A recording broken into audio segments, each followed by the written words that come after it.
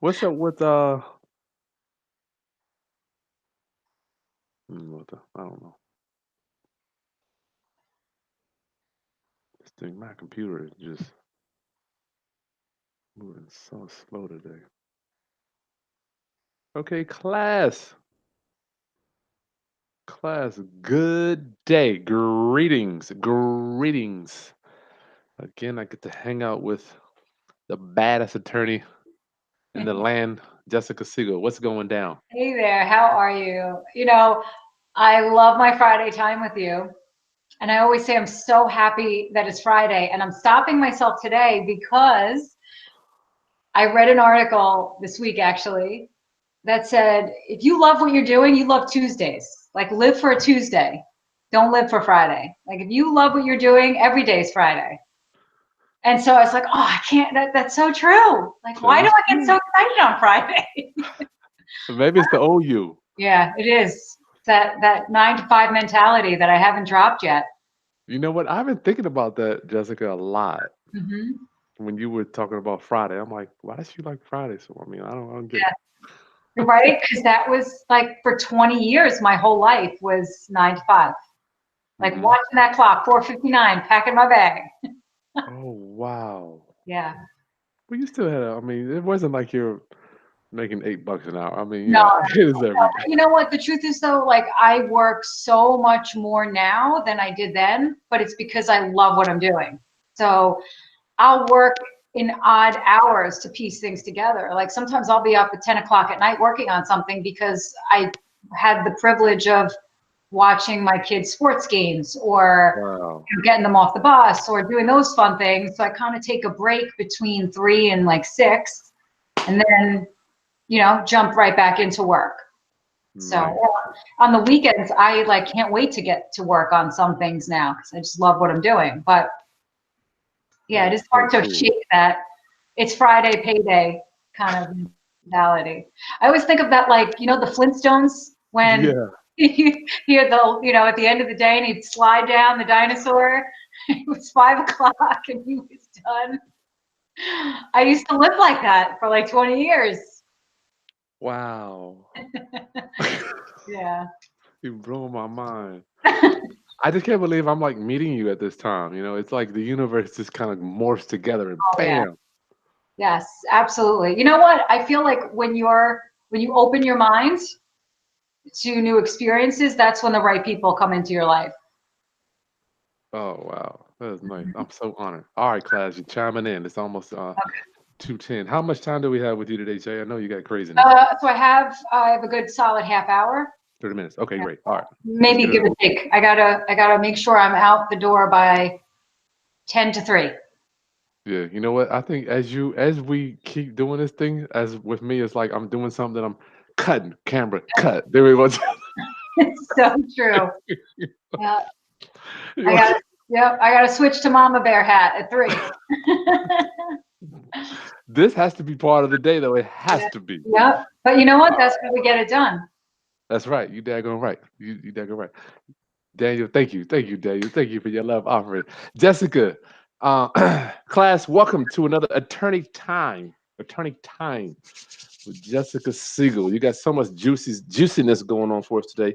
Class, don't forget to subscribe, hit that button, and then hit the bell too, so you know when we're coming on, when we will be live, bringing the heat for you. Jessica, tell me about what is going on in your world. I can't Oh wait. my God, I survived the toughest week this week I think I've had in my entire career, and I've tried like double homicide cases. Going back to my vehicular prosecutor crime days. But yeah, this was a tough one because it was really, really heated and there's a lot of emotions involved. So I'm working on this case on Give me a, the backstory. yeah, Backstory. so we've mentioned it briefly here or there, and it's basically we talk about people who buy a property together with no agreement in place. Oh God. And so when you're dealing with an asset worth hundreds of thousands of dollars, you really should have an agreement in place before you close so that you know exactly what each person is going to take out of that property if things go sideways or one person just wants out. So in this particular purchase, there was basically like a money person, and then there's like a sweat equity person. But Yep. they never hashed out who should get what in the event we have to sell this property. It's very common to have a money. Like I do it all the time. We put the money Right, up for people to do stuff. right. And then you agree what is the value of that sweat equity when we go to sell the property. Hmm. But if you don't have that agreement in writing, and then it's time to sell, you're going to have a problem if the money person is like, well, listen, I put up all this money, I get that back first before we talk about profit.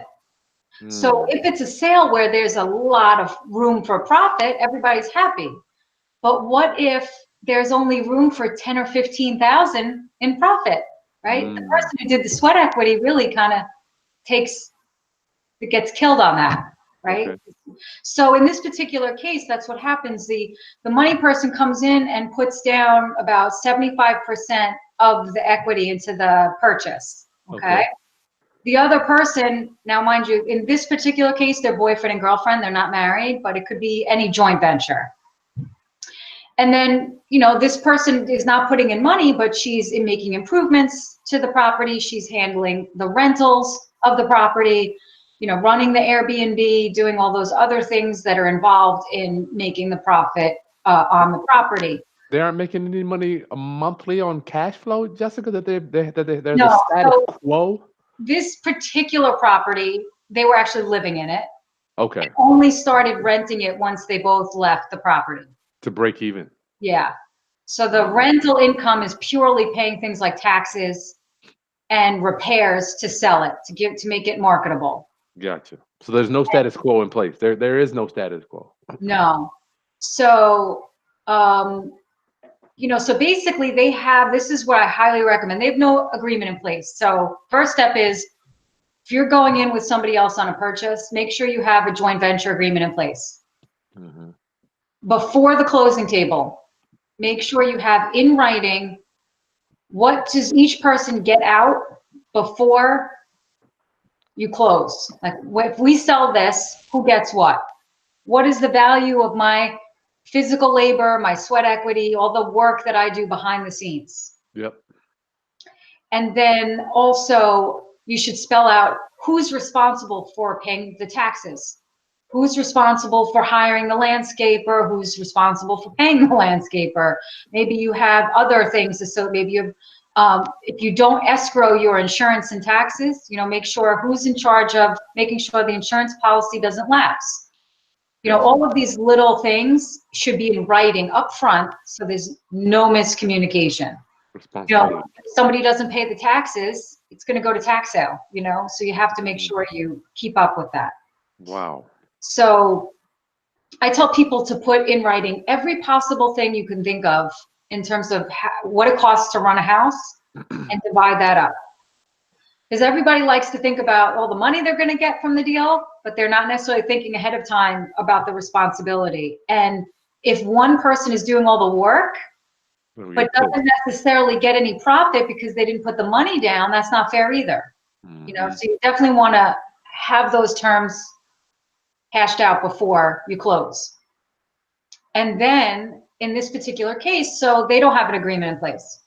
They lived in the house for several years. They're going to go their separate ways. And, basically in this case, it was a girlfriend. She didn't put a dime down. He paid into the mortgage, he paid the taxes, whatever. She basically lived there rent-free, so to speak, but contributed the physical labor, cleaning of the house and all those other equitable things, running the Airbnb, dealing with the renters and all that stuff. Certainly value for that. And she also did some out-of-pocket improvements to the residence in anticipation of selling it, painting, cosmetic things, redo the hardwood floors, those things. Okay.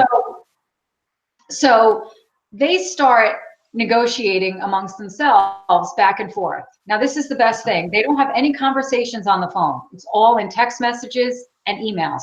But we got to rewind though. Where is we've got our characters, but I need to know where the conflict is? Where does the conflict come in? So the conflict comes up, they decide they're going to break up.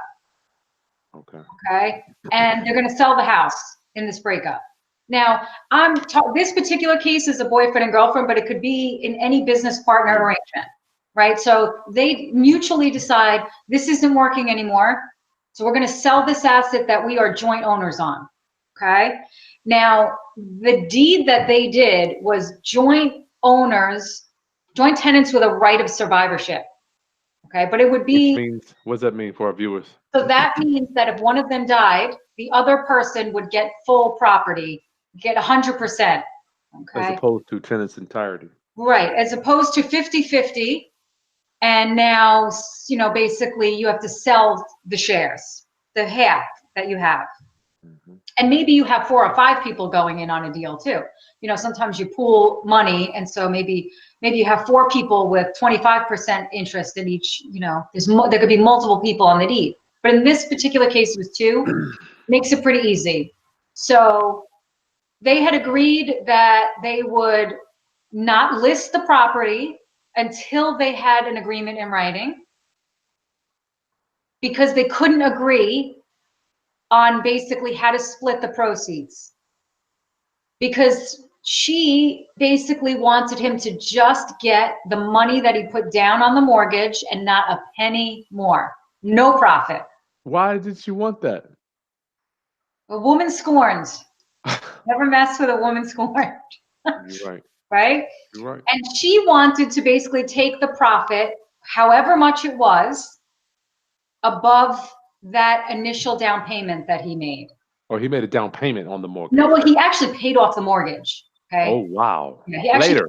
paid off. So he became the bank and paid off the mortgage in full. Holy cow. Right? Because he's thinking, this is my investment.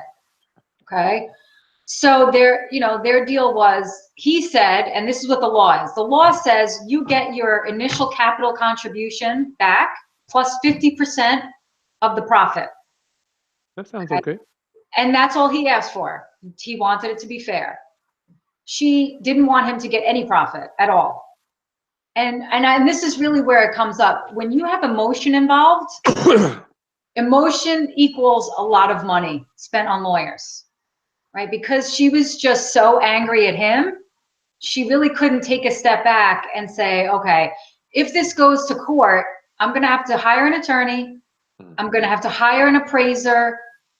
We're going to fight about it. And this is what the law is anyway, right? Wow. So what I recommend is, when you're in a conflict position, if you and your partner can no longer communicate effectively or don't agree, make sure there's a paper trail. So he refused to speak with her on the phone. It was all in emails and text messages, which was brilliant. He wanted to have a trail. He wanted a paper trail. And so over the course of like 6 months, where they're negotiating the terms of their agreement, he has every text message, every email. Okay. So he's not emotional. Right? Exactly. This was a business deal to him. I purchased real estate. I want my investment back in my property. It had nothing to do with their relationship anymore at that point. He moved out. Moved on with his life. Oh man. And I agree with that. You have to take the emotion out of it and just be neutral.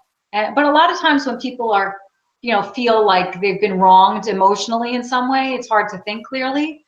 And we see that in business dealings all the time, but if you take a step back and you say, how much money am I going to have to spend? If you have to spend $1,000 to get $500 back, is it worth it? No. Yeah. Right? So, but a lot of people don't think about it that way. On this particular thing, they were going back and forth, and he had said to her in writing, we are not listing this property until we have a written agreement in place. That's smart, because then you got a buyer and you got all this money coming in.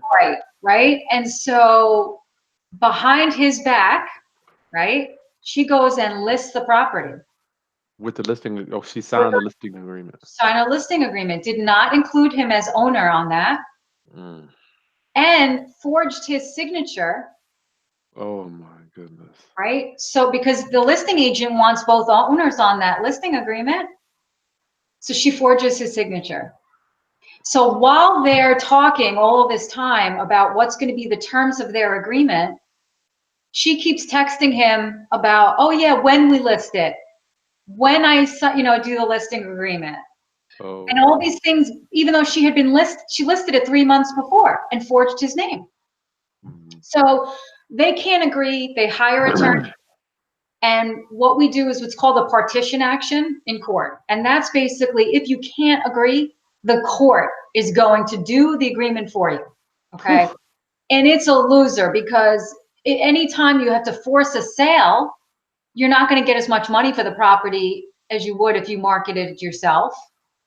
And now you're paying all the court fees, all the attorney's fees, and the court gets to pick who the appraiser is. The Wow. court gets to pick who the real estate broker is. So Mm. you can't sell it by yourself now. You have to pay a broker to do it because it has to be neutral people. So you just watch the money flying out the window. They don't. Yeah, they have no vested interest in any personal relationship. Right, right. So in this particular case, there was such animosity between between the parties, and then the defense attorney just was a very, very hostile, aggressive attorney Toward towards you? towards, yes, Really? with no reason. There's really no reason to be that way, you know. That's just somehow, like, I don't know. Some people think that they can just get more if they're mean, really.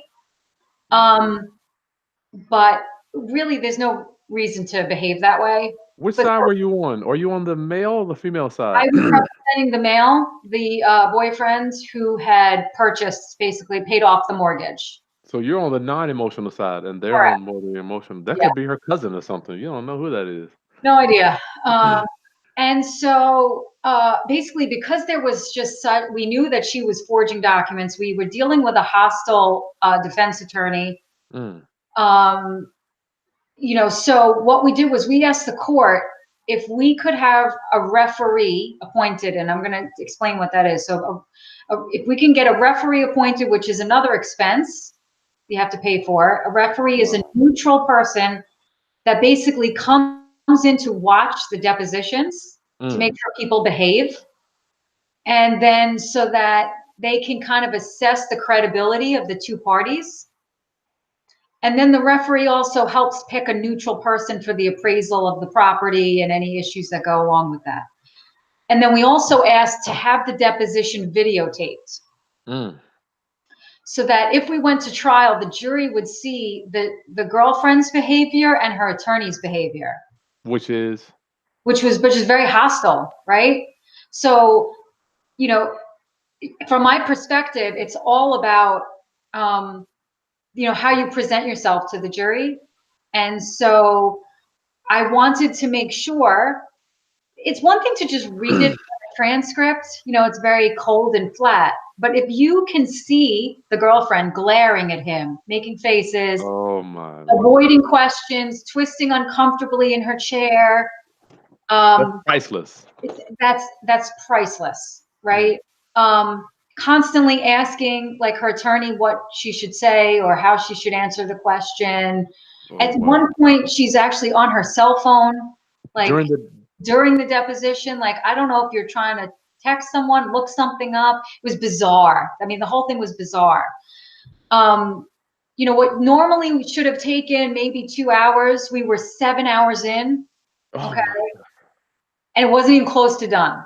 And I'll really? tell you, like, so we're asking basic questions. So I'll say this, when you have a partition action, you get credit for who paid the taxes, right? Who paid the insurance, who made repairs, who paid utilities. So these are all just standard questions that any attorney is going to prep you for. And in this particular case, the defendant was actually also a licensed real estate agent, okay, Mm. by trade. So she was aware of the ethical obligations She might on, have been lifting the house her daggone self. right? So she certainly, so part of my basic introductory questions, and you just try and get the witness comfortable. How are you? What's your address? How old are you? Tell me a little bit about your educational background. You just want people to it's easy to talk about themselves, right? I asked, so tell me a little bit about your educational background. And it was just sort of like, I don't recall. I've had many degrees. Okay, well, why don't you tell us about some of them? I don't have to answer that. You know, and Wow. just very hostile, which so now I'm just so thankful we're recording this because the jury is going to get to see this. They're gonna kill her. And then, what literally should have taken her 30 seconds to answer, it dragged out for a half hour because I wasn't going to back off at this point. I'm just imagining what's in her head. Obviously, she knows the clock is ticking regarding money. Yeah, right? Right? So I said, well, so then fine, and I'm not gonna give up at that point. So I'm like, okay, well, tell me a little bit about the jobs that you've had because I want to get her to admit she had training as a licensed real estate salesperson, right? Because now you almost have a fiduciary duty, right? You know what the rules are. You know both owners have to be listed on the listing agreement. She doesn't know that I have the listing agreement that she forged his name on. Okay, so Mm. she basically said, I don't know where it is. It was just missing, right? So then I asked her about her employment, and she just wouldn't answer the question. And so you Wow. finally get it back to, well, were you ever a licensed real estate salesperson? Yes.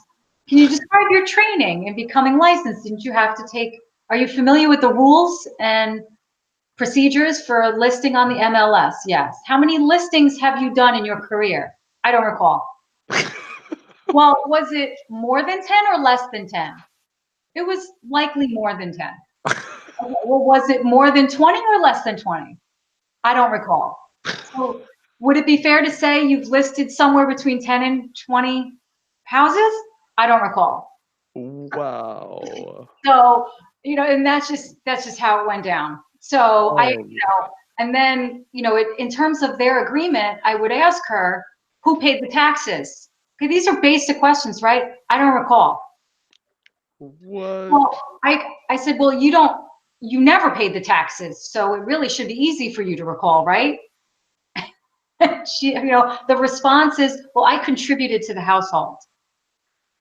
Okay, I don't doubt that you contributed. I'm sure you contributed a lot, Mm. but did you pay the taxes? I You want know, to know what's going on in your head, Jessica. What are you thinking right now? I was prepared Oh, for, you knew it. no, yeah, I knew what I was getting myself into.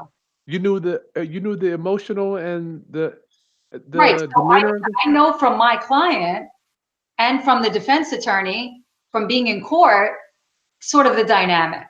Okay.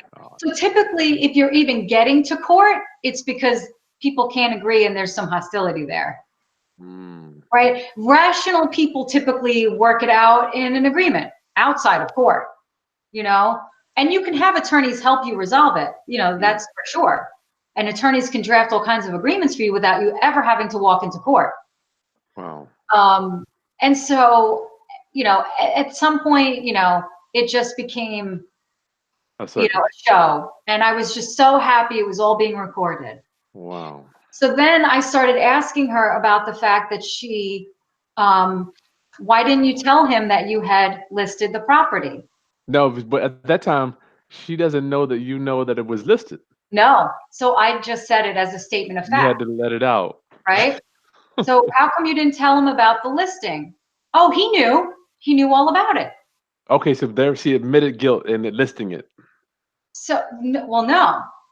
So she's trying to make herself look better by saying he knew I listed it, but he didn't.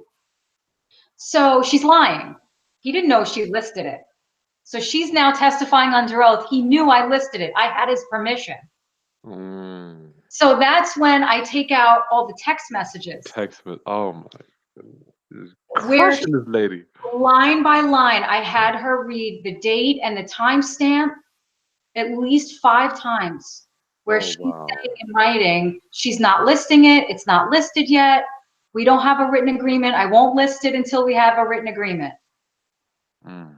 And Mm. then it's like, okay, so how do you explain his signature on this document? Oh my goodness gracious. And then it's like, I need a break. I need a minute to talk to my attorney. Now, was this the peak or was this halfway in? Was this towards the end? This was after about 5 grueling hours. It took you 5 hours to get to the listing agreement? Yes.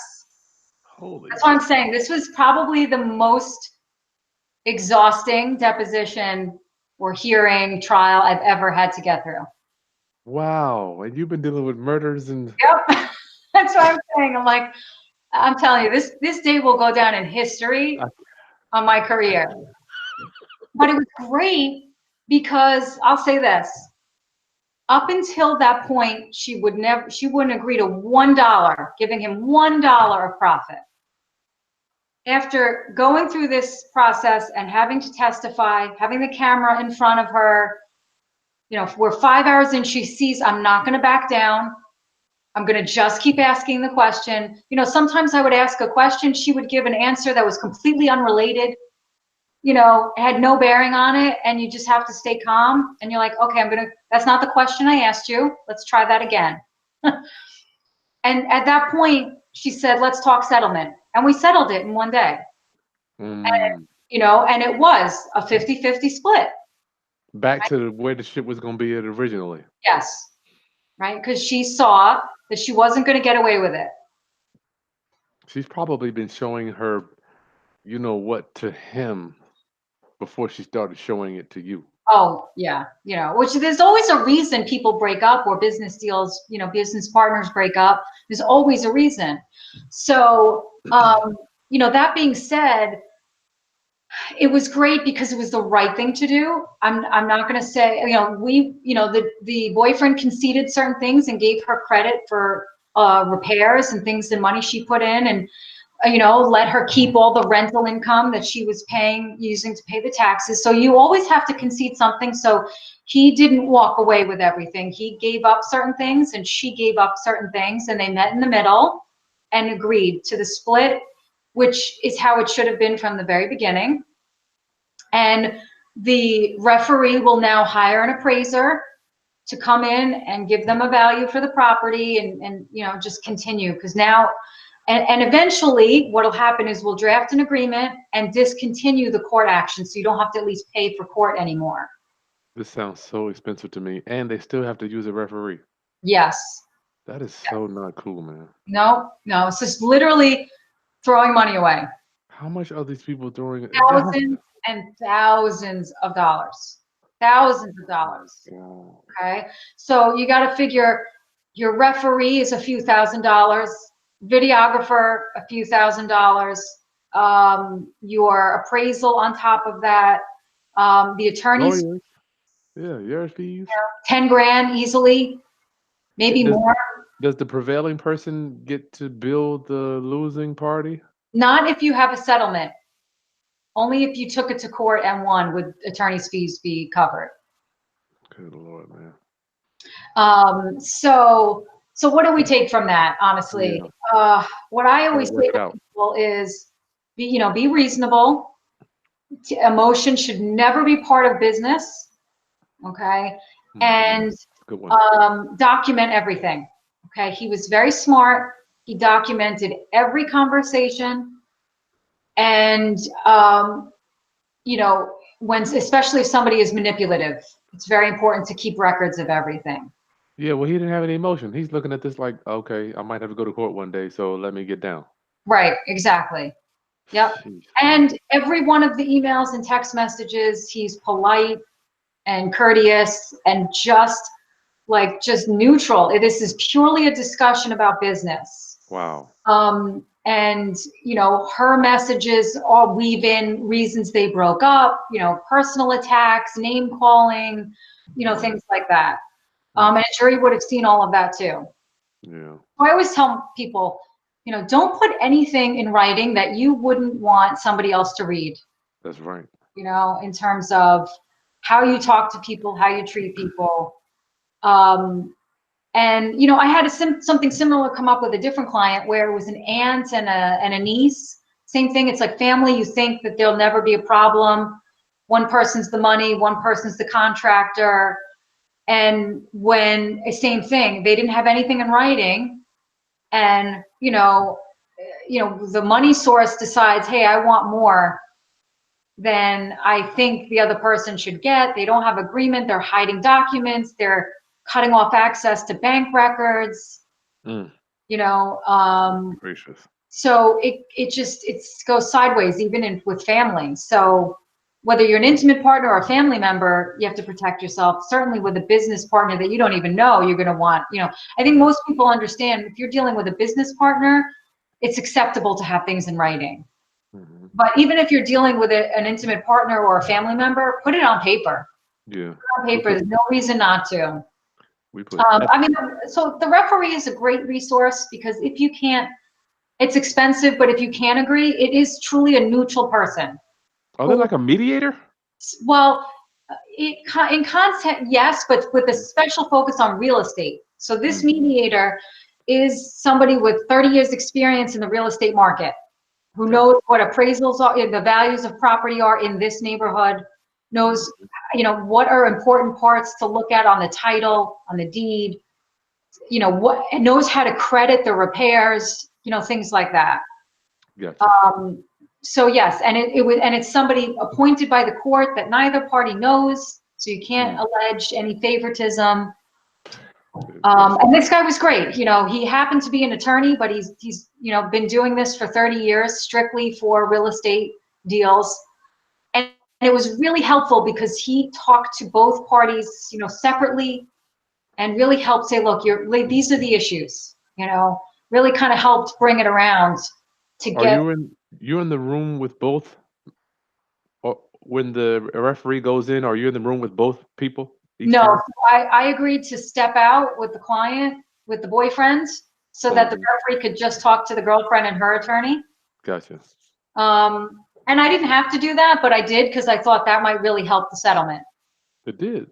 Yeah, and it did. It was fantastic. I'll tell you, I had like 2 days of depositions on my calendar, and we figured we were going to come back another day for witnesses that What? were not, right?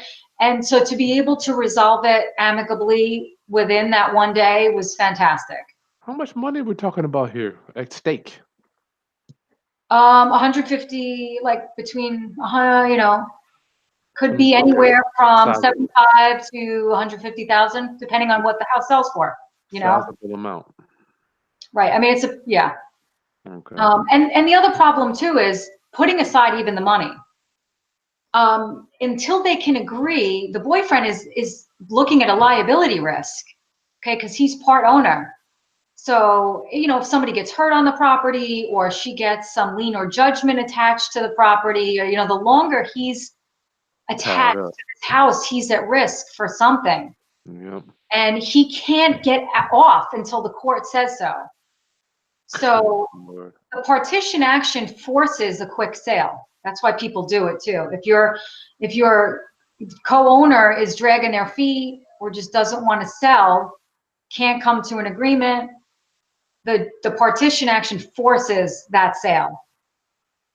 Wow. So if you ever find yourself, and I feel like any real estate investor who's been in the game long enough eventually will find themselves in a lawsuit. If you Mm. ever find yourself dealing with a deposition, Okay. make sure that you are thoroughly prepared by your attorney, because the deposition makes or breaks the case. It's actually more important than the trial, Why because would you say? at the deposition is when you get the discovery, the answers. They're tied into their story. There's a stenographer there transcribing every word. It's a sworn statement. Okay. So if you don't ask them the key questions like that I asked her, when they get to trial, they can tell whatever story they want. You have I, no reference to go back to. right. I needed to lock her in as to whether or not she was going to say he knew about the listing agreement. Did he sign the listing agreement? Did they have a written agreement in place as to the proceeds of the sale? I needed to know what she was going to say at trial so I can prepare.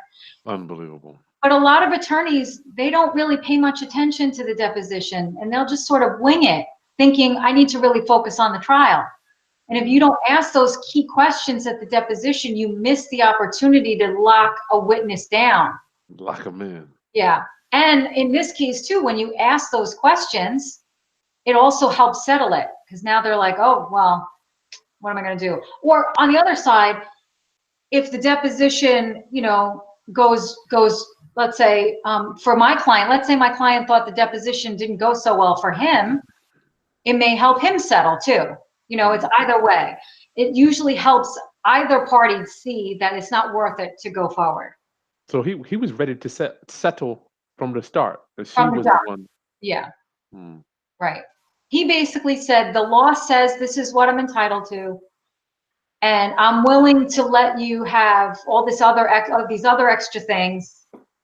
Get me out of it. Just yeah, and no, but so I mean that's the thing to caution. I caution people about.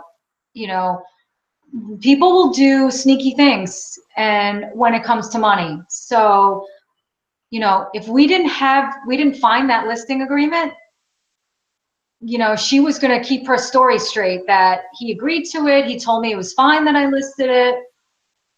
She wasn't going to admit that she forged his signature. That listing agreement would be somewhere. The MLS, they better have a copy, or her broker. Somebody got to have a copy of that. Right, If not, she's in trouble for even listing it without a listing agreement. right, right. Wow. So I got to tell you, it was an experience. Wow. But I always live to tell the story another day. You know, Okay. um, it's one of those things where it's always a good lesson learned, though, right? Going forward, and I've said this to people, you know, even though when everybody's happy and in love, I like to say, that's when you do these agreements. Hash it out. Because if you think somebody's stealing from you or lying from you or cheating on you, nobody's going to enter into an amicable agreement at that point. Mm-mm. So that would be my advice is put it on paper while you're happy. Nice. All right, it's 2:45, Jesse. I don't want to hold you up. Questions. Let's do 5 minutes of questions. All right, Q&A class. I love it. You're getting it right from the horse's mouth. Depositions are beast. I've had to do them. I do not like them. Oh, you did? Were you questioned? Yeah, just with small stuff. Was it hostile or friendly? No, it was friendly stuff. And then I had one time. Uh, well, I let me tell you about the one time, which was great. They came after me, being the trustee of a trust, Oh, Jessica. okay.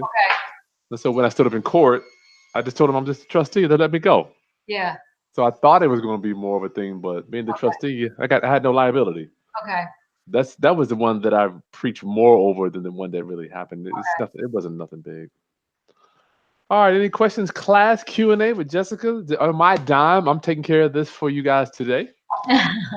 Get the answers, get the questions, answers that you need right from an expert, from the expert. Jessica, I think we need to offer a joint venture agreement for people to download. Will you go over that one with me in the near future? I would love to. I think that'd be great. Because I got an email actually from a few people that needed one, and I think with your stamp on it would be nice. Yeah, I'd love to. Yeah. All right, I don't see any questions then. That's it, Jessica. All right. So if That's anybody it. has questions that come up afterwards, if they watch in a replay or something, they can always email me. Yep. JME, what is it? jmepropertiesllc@gmail.com. Okay. All right, Jess, I'll talk to you soon. Awesome. Have a great weekend. You Appreciate too. it. All Bye. right. Bye.